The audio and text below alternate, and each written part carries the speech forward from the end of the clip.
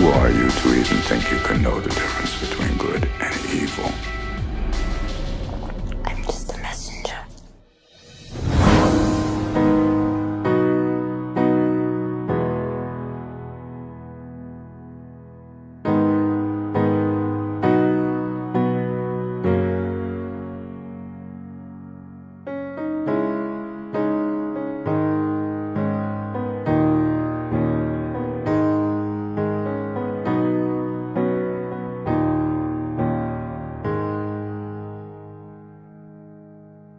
Weep not for roads untraveled. Weep not for paths left alone. 'Cause beyond every bend is a long blinding end. It's the worst kind of pain I've known. Your heart left broken, and let that mistake pass on. 'Cause the love that you lost wasn't worth what it cost, and in time you'll be glad it's gone.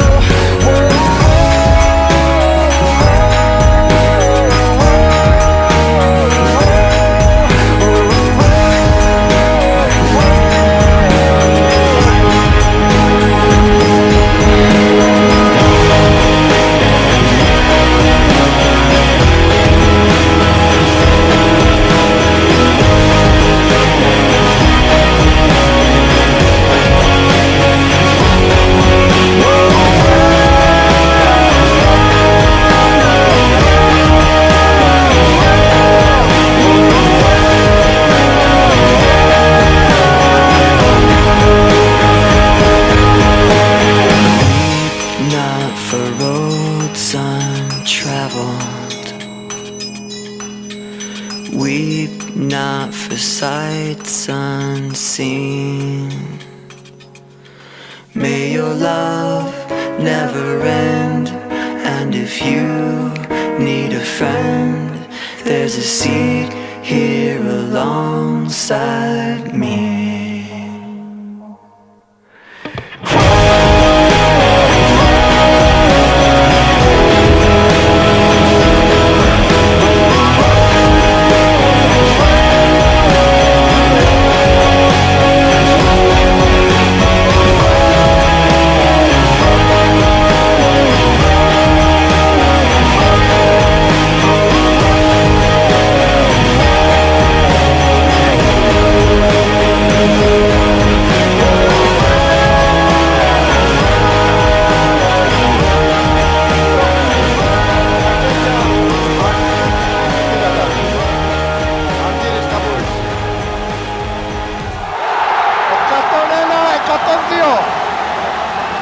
Και μόνο 4 δευτερόλεπτα.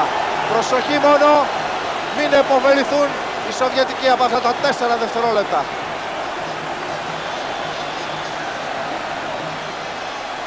«101-103». Θέλει προσοχή ο Βάλτερς για τον Γιωβάησα των 3 πόντων και η μπάλα έξω.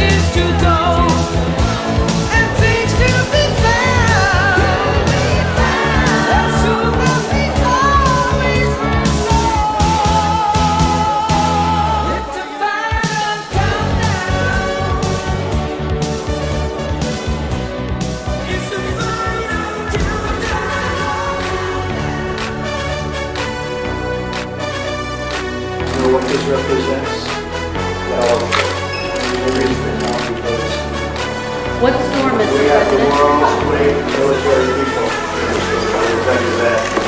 And we're great. Thank you all for coming. Thank you. What storm, Mr. President? You'll find out.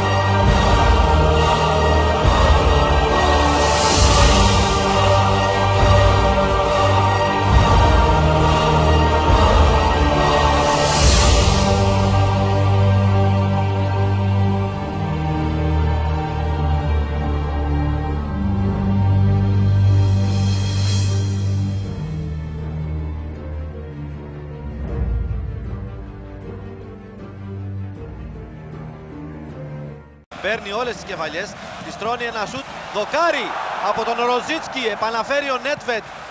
Από το σουτ του Ροζίτσκι μπάλα στο δοκάρι, τράνταξε. Παλιά του Ροζίτσκι για τον Μπάρος, πάει να στρίψει αυτός, αφήνει για τον Νέτβεντ. Κάνει το σουτ, είναι αδύναμο, κάπου βρήκε και είναι κόρνερ με τον Ροζίτσκι και θα κάνει ξανά τη σέντρα για να διώξει ωραία. Όπα, εδώ θέλει προσοχή. Έρχεται με πολύ δύναμη ο Νικοπολίδης, θα διώξει σε κόρνερ στο φοβερό σου του Γιαγκουλόφσκι. Εδώ ο Αντώνης Νικοπολίδης. Στο 5ο λεπτό, εδώ βλέπετε τον Μάρεκ Γιαγκουλόφσκι να γυρίζει προς τα πίσω. Αγκούνης κάνει την προσπίση, λάθος. Υπάρχει φάουλ και κάρτα θα πρέπει να είναι εκεί. Στον Βολφ, όχι δεν τη δίνει ο... Στο 15ο λεπτό όλα αυτά.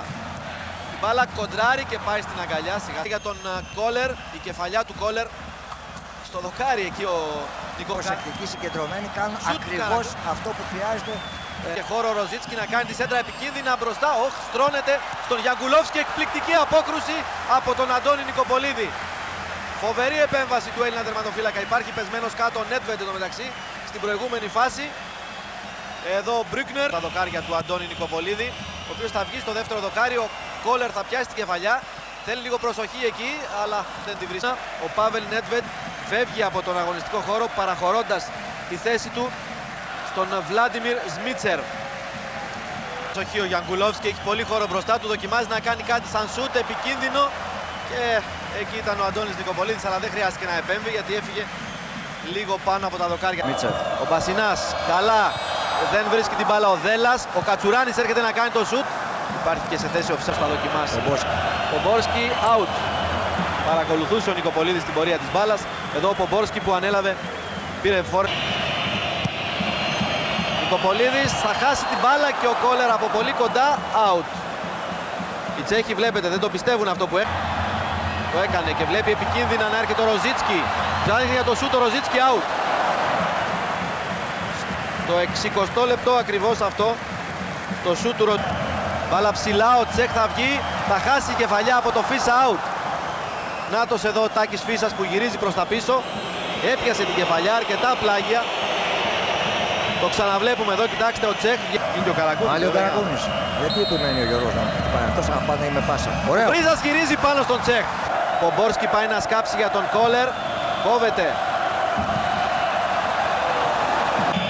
Νικοπολίδης στη γραμμή του. Θα πάει δυνατά και με φάλτσο η μπάλα μέσα. Ο Μπάρος με πολύ δύναμη πάνω στον Γιαννακόπουλο. Ο Βρίζας όλοι εκεί. Για να δούμε από τον Γιαννακόπουλο. Η κεφαλιά out. Ατομική προσπάθεια μόνος του έξω από την περιοχή για τον Κόλερ. Ξανά Ροζίσκι. Ξανά Κόλερ. Out. Out. Πω. Η τύχη αυτή τη φορά ήταν με την ελληνική ομάδα. Άλλαξαν την μπάλα με δαιμονιώδη ρυθμό. Ο Κόλερ, ο Ροζίτσκι. Και τώρα φεύγουν 2-2. Ο Μπάρος. Ο Μπάρος ένας με έναν. Αν κάνει την τρίπλα είναι ζόρικα τα πράγματα. Έσπρωξε. Ψάχνει τρόπο για το σουτ. Προσοχή. Out. Out. Νέα μεγάλη στιγμή. Ούτε ο Κόλερ ούτε ο Μπάρος. Ο Θεός της Ελλάδας ήταν με τον Αντώνη Νικοπολίδη σε αυτή τη φάση και την ελληνική άμυνα. Στα διαδοχικά λάθη προηγουμένως από το Σεϊταρίδη, τώρα από τον Δέλα. Και αυτή την ώρα σφυρίζει λήξη. σφύριξε ο Κολίνα. Πολύ δυνατό παιχνίδι, κατανάλωσαν πολλές δυνάμεις εκεί. Η δική μας θεωρητικά. Το 2002 στο 1-0 με τη Φιλανδία. Και να δούμε πάει να πει ο Γιαννακόπουλος. Κεφαλιά! Όχι, δεν πέρασε. Δεν πέρασε. Πήγε να μπει στη φάση ο Στέλιος ο Γιαννακόπουλος. Έπιασε την κεφαλιά. Δεν πήγε δίκτυα. Είναι κόρνερ. Λάθος του Μπάρος. Κάρτα πρέπει να είναι εκεί. Τη βγάζει ο Κολίνα, δεν χαρίζει τίποτα. Τα βλέπει όλα, τα δίνει όλα. Πάνω στο Φίσα, σαφέστατα. Για να δούμε. Σκάβει την μπάλα, ωραία κεφαλιά! Όχι, δεν μπόρεσε. Δεν μπόρεσε ο Δέλλας. Δεν μπόρεσε ο Δέλλας. Βρέθηκε σε ιδανικό σημείο. Καταπληκτική εξέλιξη από τον Τζάτα, Ακριβώς, κοιτάξτε. Σημάλεψε τον Δέλλα, τον βρήκε ωραιότατα και γύρισε την κεφαλιά. Έκανε τις φάσεις, έκανε τις ευκαιρίες. Και τώρα παίρνει και το κόρνερ. Η τελευταία φάση του πρώτου μικρόνου. Να μπαίνει ένα γκολ εδώ. Όλοι πάνε να πάρουν.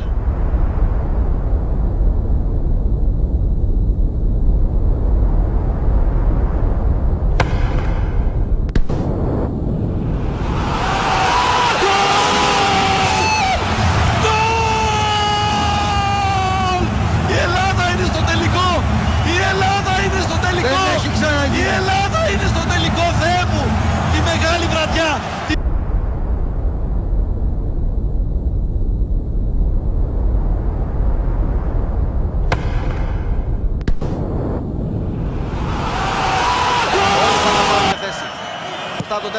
χαμηλά πολύ. Γκολ! Τελείωσε στο τελικό! Γκολ ο Δέλλας! Γκολ ο Θεός Δέλλας! Ο Κολοσσός! Ο Δέλλας! Ο Δέλλας! Γκολ!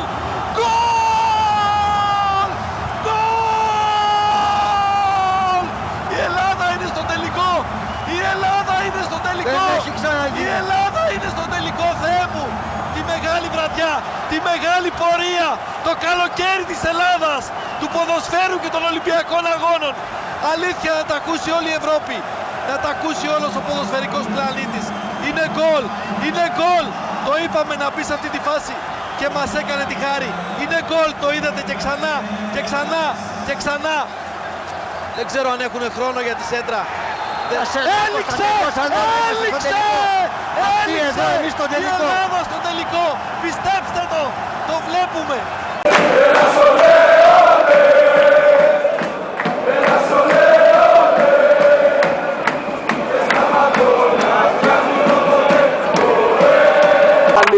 Τι όλο να τρελάνεις κι όλους τους Έλληνες περήφανους να κάνεις. Ξανά ένα σολέο, έφτασε η ώρα να φέρεις το ευρωπαϊκό στη χώρα και το πλανήτη όλο να τρελάνεις κι όλους τους Έλληνες περήφανους να κάνεις.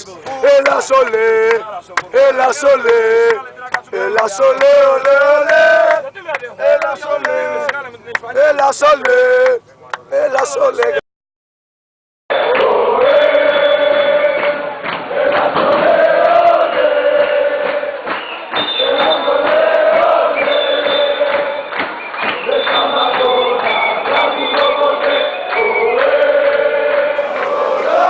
Ανδριωμένοι και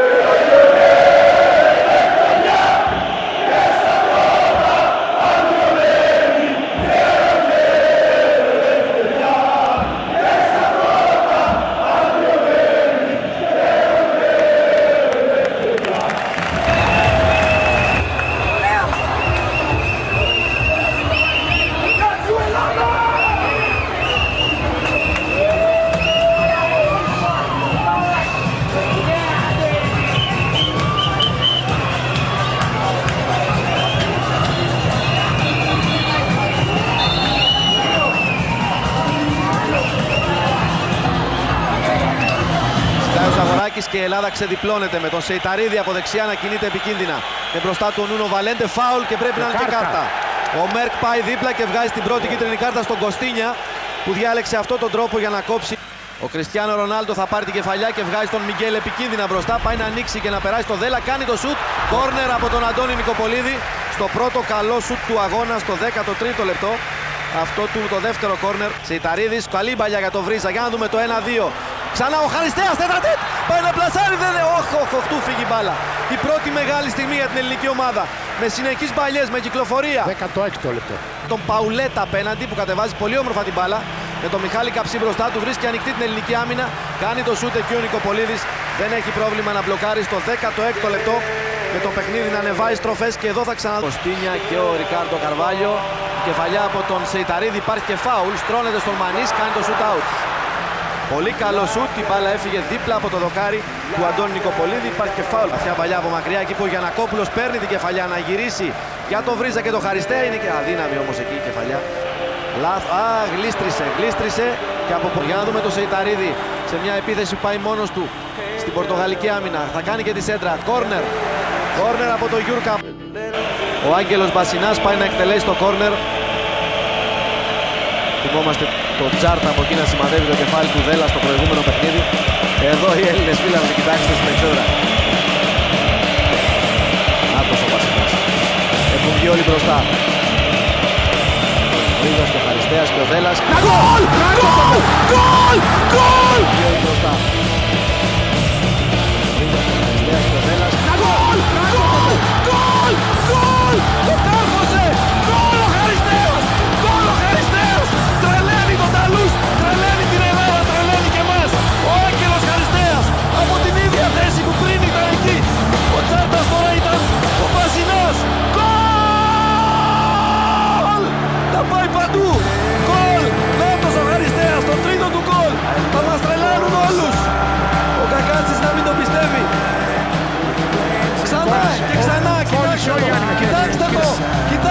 θαυμάστε το! Ο άγγελος της Ελλάδας χτύπησε και πάλι. Ο άγγελος της Ελλάδας, το τρίτο του γκολ, το 57. Έχει πολύ δρόμο ακόμα. Πάμε σιγά σιγά. Ο Σεράς είναι δεκάλεπτο. Παουλέτα. Οι κόντρες ποιον ευνοούν, τον Ζαγοράκη και τον Ρονάλντο που θα κάνει το σουτ. Θα διώξει με γροθιές ο Νικοπολίδης όπως έπρεπε. Έχει ο Βαλέντε από δίπλα του, αφήνει τον Ντέκο. Ψάχνει τον Νικοπολίδη, out. Ο Ντέκο εκτελεί out. Οι κόντρες όπως ευνοούν τον Φίγκο, θέλει προσοχή εκεί. Το σουτ του Φίγκο, ο Νικοπολίδης θα μπλοκάρει. Ο Νικοπολίδης, μια μισή προσπάθεια, ας το πούμε έτσι. Κόντρα θέλει την μπάλα στο Ρούι Κώστα. Νέο σουτ του Ρούι Κώστα από πολύ μακριά, out. Μπάλα έτσι out και τώρα θα γίνει αλλαγή. Για να δούμε ποιον θα ψάξει. Από μακριά δεν είναι. Θα βγάζει. Αυτός ψάχνει πολύ δυνατή παλιά. Τον Ρονάλντο που πλασάρει. Μοναδική ευκαιρία για την Πορτογαλία. Από πίσω. Νόμιζαν ότι είναι offside. Δεν ήταν. Έκανε το κοντρόλ. Πόντα στο Βίγκο. Πάει να περάσει και από 2-3. Μπάλα στα πόδια. Ωραίο ο Νικοπολίδης να μπλοκάρει. Ένα σουτ με πολύ δύναμη. Θα διώξει ο Νικοπολίδης. Και δύσκολη επέμβαση. Πάρα πολύ δύσκολη, δεν έβλεπε. Πολλά πόδια. Δεν είναι τοξικό πεδίο καθόλου. Μπήκε κάποιος φίλαθρος μέσα, δεν τον βλέπετε. Πατάει μια σημαία. Μπάρτσος. Παλανός, το τρέχουν όλοι πάνω του. Κυνηγάει ασφάλεια. Κίνησε το Φίγκο με τη σημαία επειδή πήγε στη Ρεάλ. Ο Φίγκος έτσι είναι η ασφάλεια του πρώτου γυμνέου. Η σημαία είναι και έδωσε πάνω στο Φίγκο. Για να τον εκπληκτική επιλύτει εδώ και χρόνια στη θέση Μαουρίδη. Εκεί ο Φίγκο πάει να τα βάλει με όλους, κάνει το σουτ out. Out. Από το σουτ του Λουίς Φίγκο, out. Θέλει κόρνερ, φωνάζει εκεί. Γιατί το κλείσανε, τελικά είναι κόρνερ. Ο επόπτης τον Ντέκο. Θα ψάξει και αυτό στη βαθιά σέντρα. Η κεφαλιά από τον Αντράδε. Πολύ δυνατή και πολύ ψηλά. Τερόλεπτα. Η κεφαλιά από τον Νούνο Βαλέντες. Πρόντε στο Ζαγοράκι που κάνει το σουτ πάνω στην κίνηση. παρατηρώντας είναι στον αγώνα, εγώ βλέπω τον Μέρκελ. Νάτο! Τελείωσε! Είναι αλήθεια! Είναι αλήθεια! Η Ελλάδα είναι πρωταθλήτρια Ευρώπης! Είναι αλήθεια! Σφύριξε ο Μέρκ! Η Ελλάδα! Πάμε η Ελλάδα πρωταθλήτρια Ευρώπης! Στον 7ο ουρανό όλοι οι αδέρφια! Στον 7ο ουρανό ο Θοδωρής Ζαγοράκης! Όλα τα ματιά της Εθνικής! Όλοι οι Έλληνες που βρίσκονται εδώ! Όλοι οι Έλληνες στην Ελλάδα! Θεσσαλονίκη, Αθήνα, Μακεδονία, Ήτπειρο, Θράκη! Στα νησιά, στη Πελοπόννησο, στη Θεσσαλία, όπου υπάρχει ελληνισμό.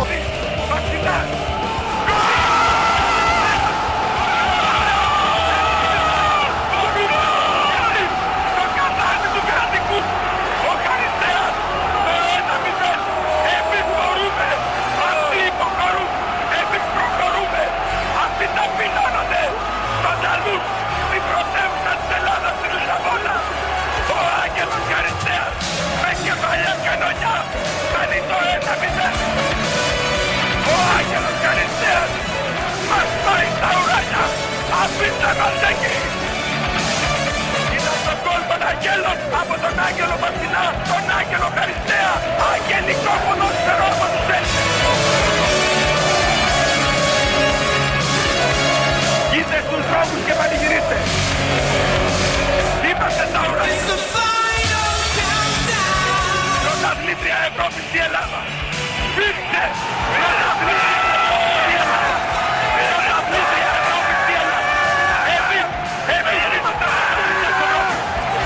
Είμαστε πρωταθλητές Ευρώπης. Οι Έλληνες είναι πρωταθλητές Ευρώπης.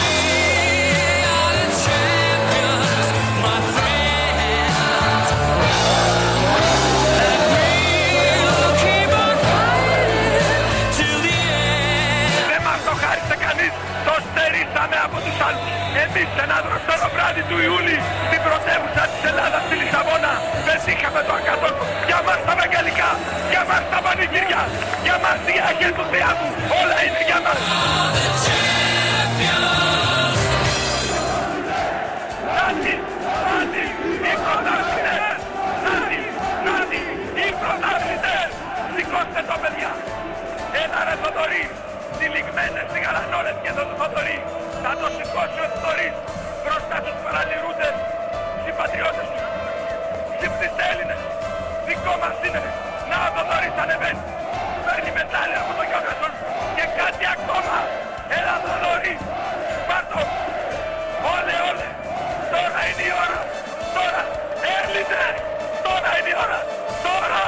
Ο Θοδωρής. Με το κύπελο του πρωταθλητή Ευρώπης. Το πεινά και το σηκώνει. Μπράβο. Μπράβο Θοδωρή.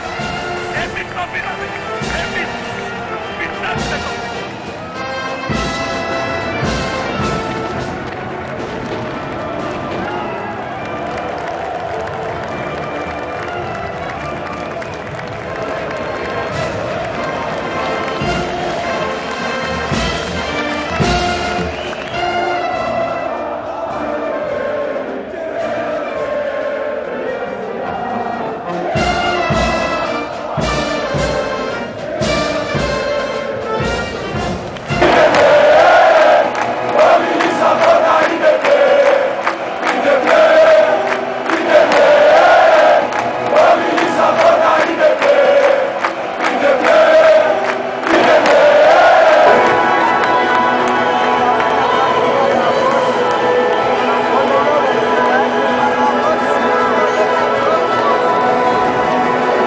Γεια σου ρε Λαμβάρα!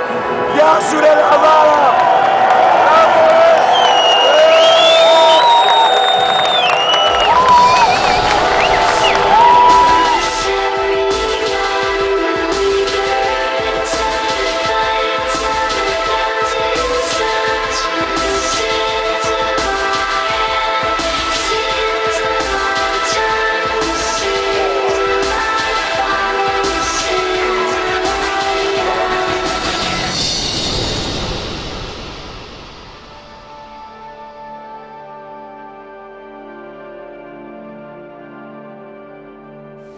Greek football is in a state of disarray.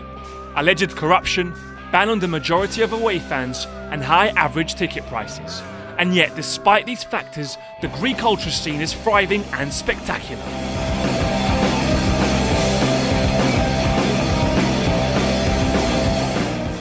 The most important ultras are based in Athens and Thessaloniki, who both have strong local clubs. The biggest rivalries is the derby of the eternal enemies between Olympiakos versus Panathinaikos and Aris versus PAOK.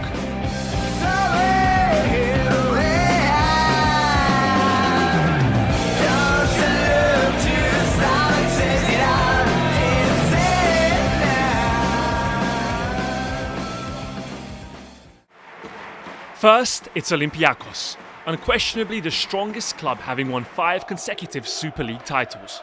The ultras here go by the name of Gate 7, in reference to the area where they stand. Gate 7 have a fans alliance with the Delia from Red Star Belgrade.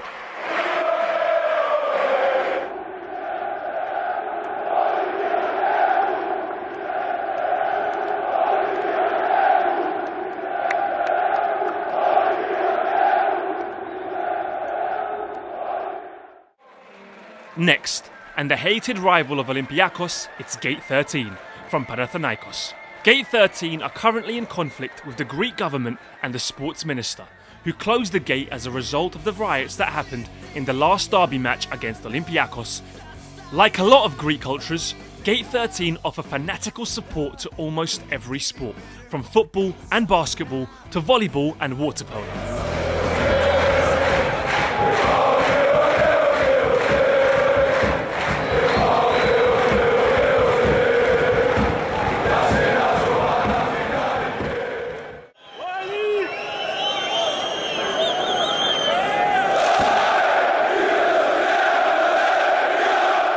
Also in the Greek capital is AEK Athens and their supporter group known as Original 21.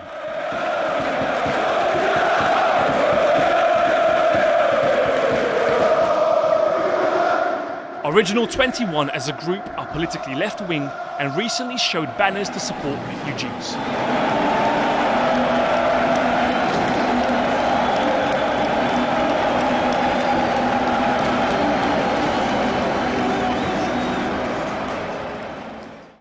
Away from Athens and to the second city, Thessaloniki, where you'll find PAOK and their ultras known as Gate 4.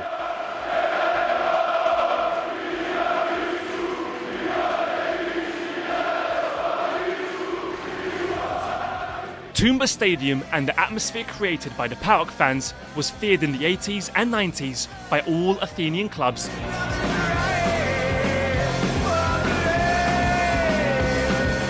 Games against Olympiakos are considered the biggest non-local derby in Greece. But the big derby for PAOK is against Aris, where bragging rights for the city are on offer.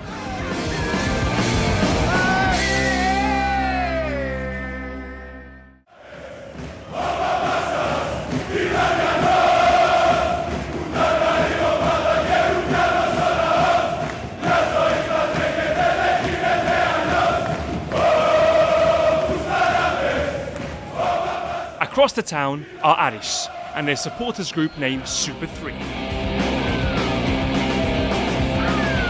Due to financial irregularities, the team are currently playing in the 3rd division, but still command a good following.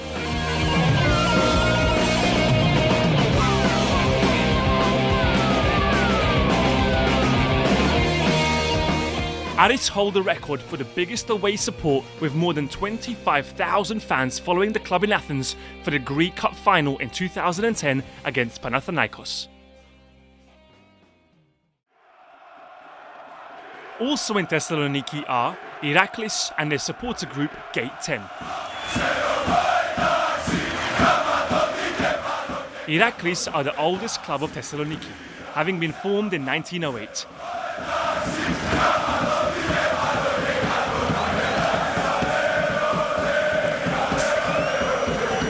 Iraklis hold a record attendance in Thessaloniki, with over 50,000 fans for a game against Panathinaikos in 1971.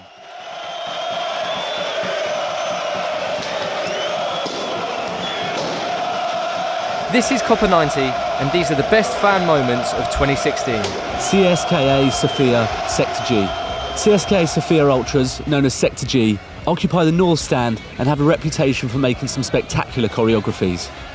After several seasons in the 3rd division, due to financial problems, CSKA managed to reach the National Cup final against Montana, and their fans marked the occasion in spectacular fashion, organising a 4-part tifo and pyro show.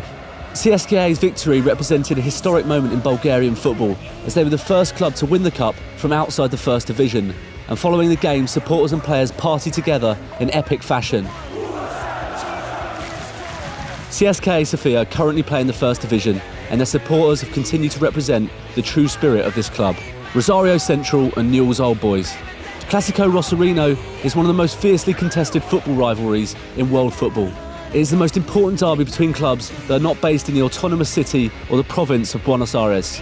Unfortunately, no away fans are allowed, so Newell's fans gathered on the last training session before the game and made a spectacular show. Another tradition in Argentina is the recibimiento, and Rosario puts them on like no one else. As the players run out, smoke, streamers and confetti rain down on the pitch as the entire stadium belt out the club chants. In the end, it seems like the Newell supporters did enough as they pulled out a 1-0 win. Cat Katira and their Filatimo display, after an incident amongst Raja Casablanca fans at the end of last season, led to 2 supporters being killed. Moroccan authorities banned flags, banners, drums and any kind of choreography material from the terraces. In response, the Hilala boys from Cat Katira in Morocco decided to fight back, creating a tifo out of their bodies. They formed the Greek word Filatimo, meaning love of honour, as reference to pride in themselves and pride in the community that they feel as ultras. Since then, fans across the country have been engaging in joint action to return to the ground. The first 4 matches this season were totally boycotted, while the next 2 matches were attended by ultras from all clubs dressed in black. Dynamo Dresden. Dynamo Dresden's ultras prepared a choreography showing Jesus as an ultra in their 5-0 thrashing of Stuttgart earlier this season. The ultras Dynamo unveiled a massive piece accompanied by the motto Dynamo Sanctuary. Later they wrapped Jesus' face in a balaclava with pyros forming a ring around his head to symbolise his sacredness. This is an example of how religious iconography can play a role in fan culture. The ultras adopted the image of Jesus to make reference to the importance the club has in their lives, and as an ode to the irreverent nature of ultras culture. PSS Sleman. After nearly a year of having the local football league being banned in Indonesia, PSS Sleman ultras showed just how deep their passion runs, with over 6,000 of them travelling over 2 hours for a friendly game against Semarang United FC. 6,000 away fans would be impressive in Germany, let alone Indonesia, where many don't even know such a fanatical supporter culture exists. But PSS Sleman supporters have been fantastic all year, putting the Indonesian ultras scene well and truly on the map. Legia Warsaw. Legia Warsaw are the most prolific club in Poland, and their ultras are the most infamous. This year they managed to become the first Polish team to qualify to the group stages of the Champions League in 2 decades. Not to be outdone by Dortmund's infamous yellow wall, their supporters unveiled an incredible tifo of a masked ultra and the words, "Guess who's back?" They then lit the entire stand with pyro, leading to a ban on home fans for all of their remaining Champions League fixtures. It'll be exciting to see what they prepare for the Europa League in the new year. FC Copenhagen. FC Copenhagen celebrated their 11th Danish championship with this epic action last season. They opened the match with a choreo and smoke show, celebrating their status as Danish champions. As the final whistle rang out, they unveiled a banner with the slogan, "Good summer to all Copenhageners," and threw blow-up beach toys onto the pitch. Copenhagen supporters have been spectacular all year, and their cup celebrations prove that they're amongst the best in Europe. Penarol.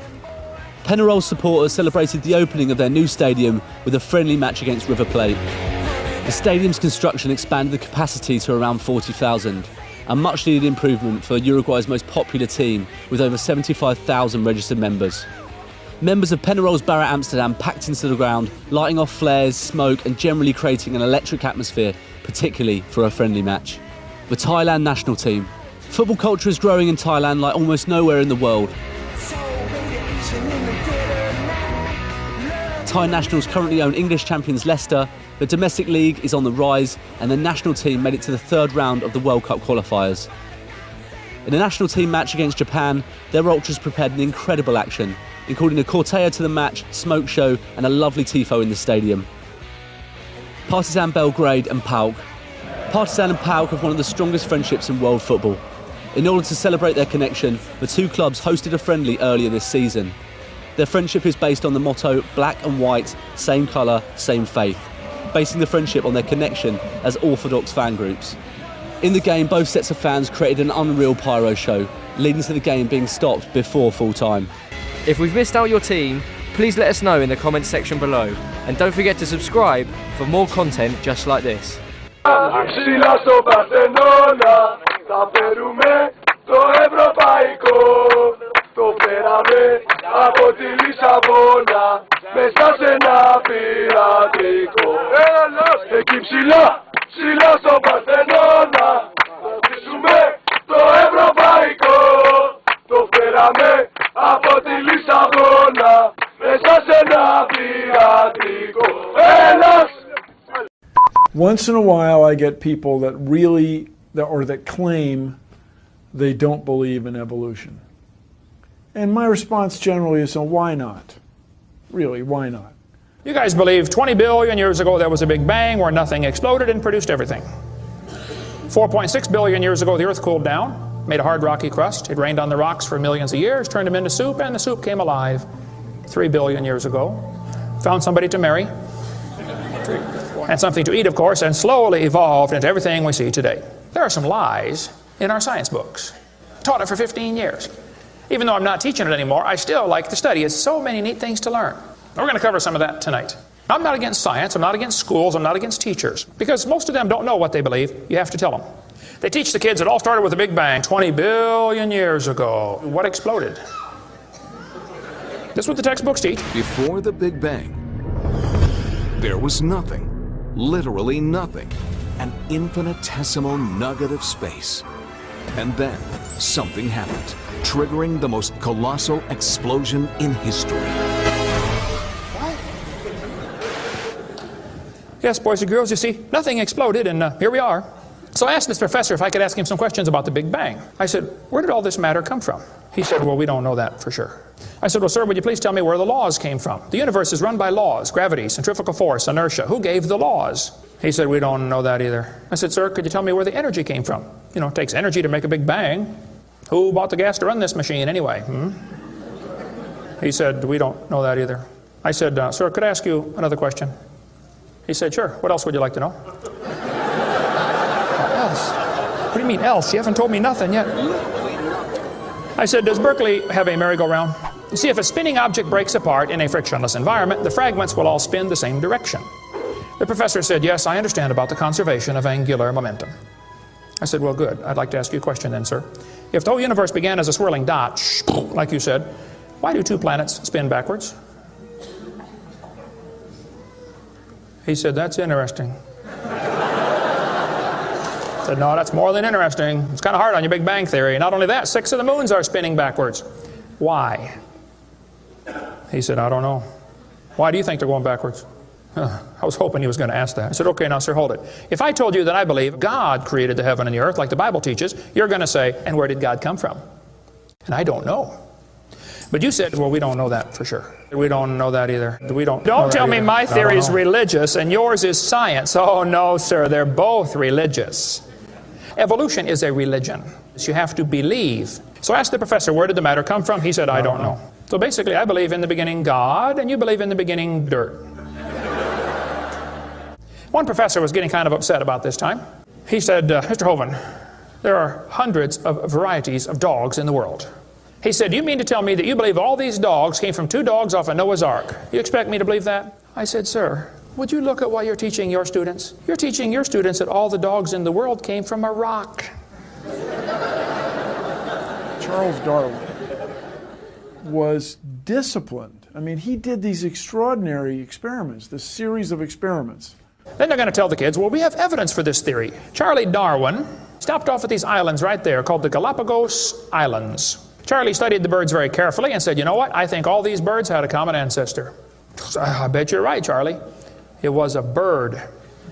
You see 14 kinds of birds, and you conclude that birds and bananas are related. Here are these ancient dinosaur bones or fossils. They tell the kids they have evidence of evolution from fossils. I don't think so. If you find a fossil in the dirt, all you know is it died. You don't know that it had any kids.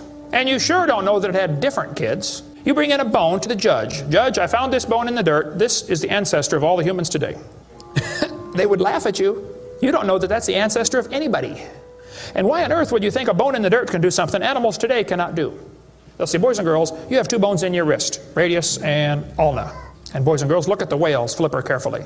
Did you know the whale has 2 bones in his flipper? And they're called the radius and the ulna? Same as ours. Wow. Who named them, teacher? The whale? Think about it.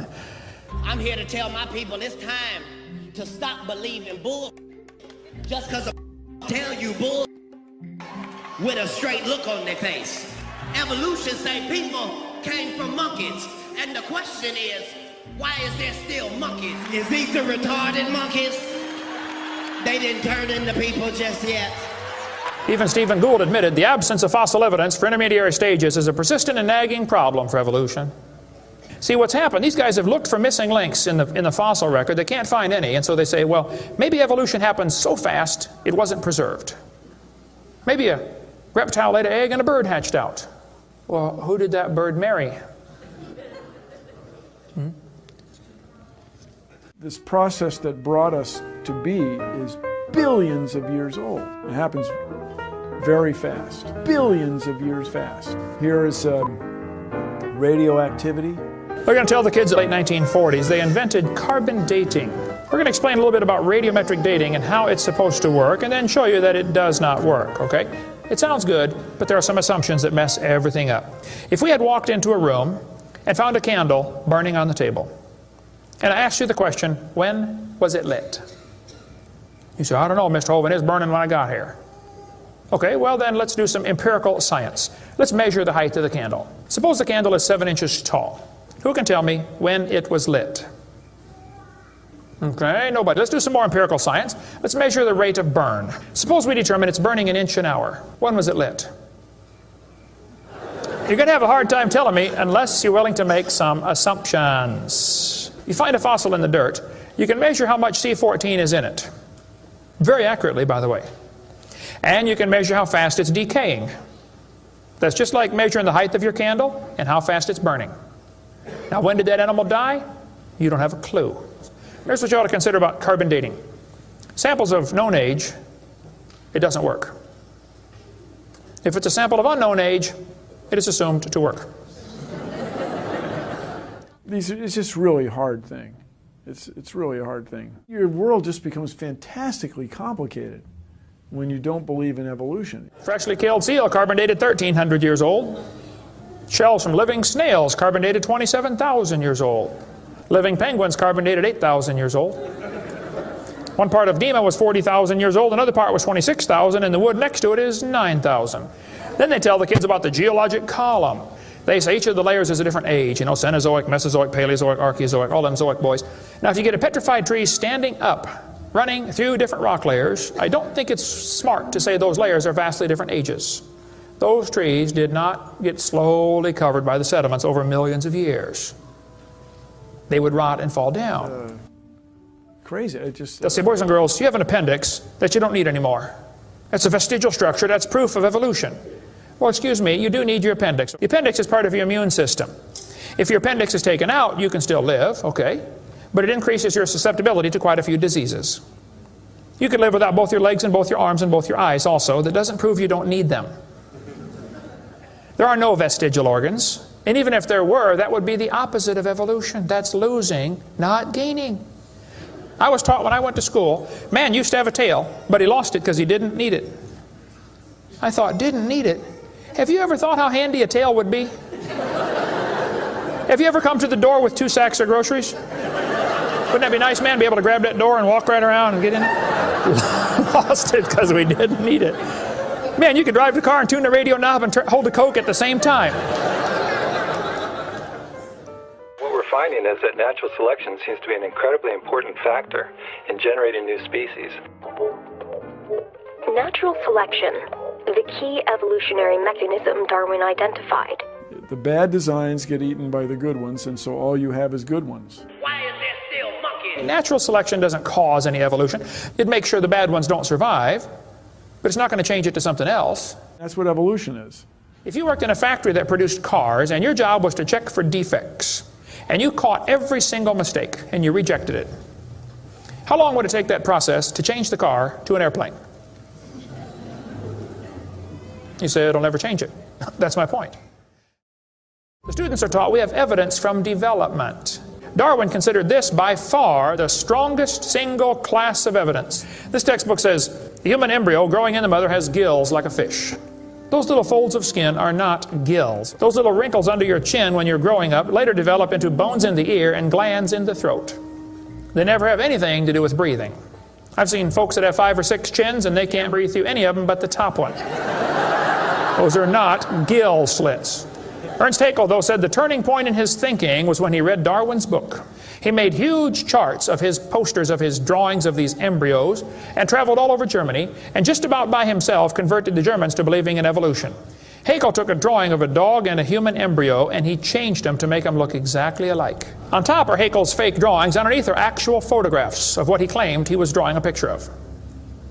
Now, either he's a lousy artist or he's a liar. Well, it turns out he's a liar. He was convicted of fraud by his own university, proven to be a fraud. But guess what? Haeckel's fake drawings are still used in textbooks in your state right now.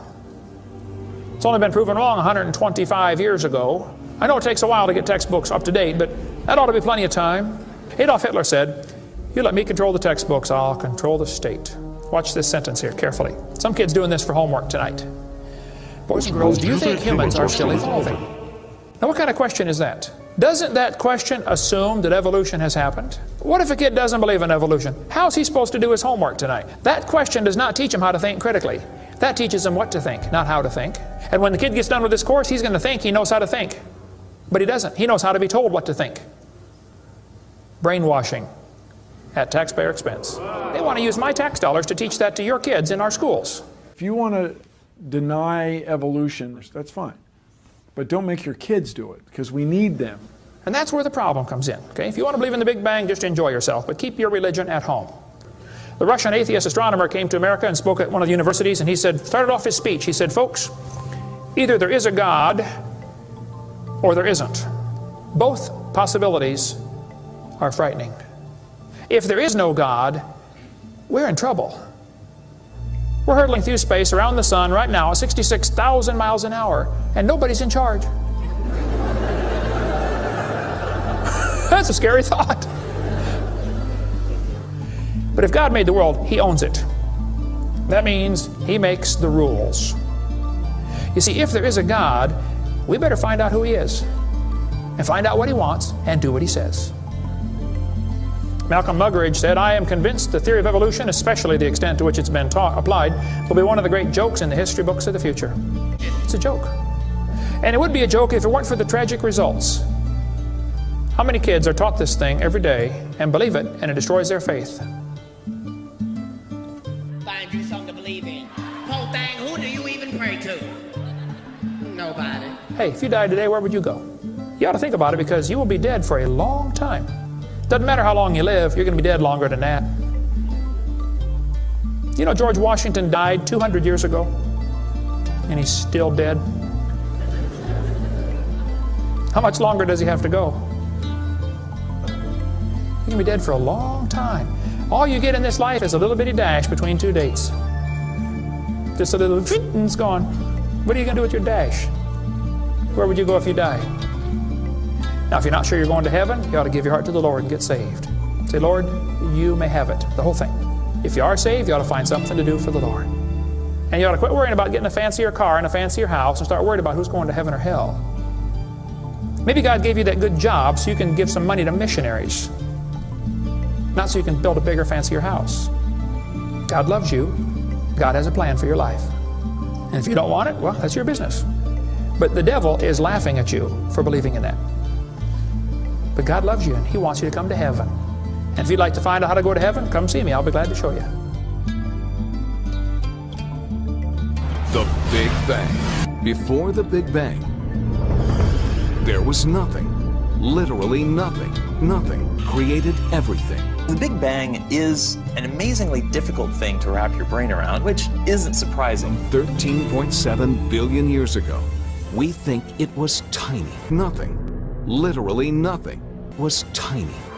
And then something happened. Nothing created all the matter we see in the universe today.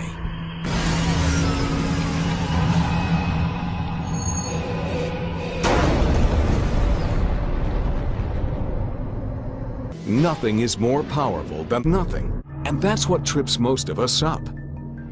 It was the explosion of nothing. Find you something to believe in.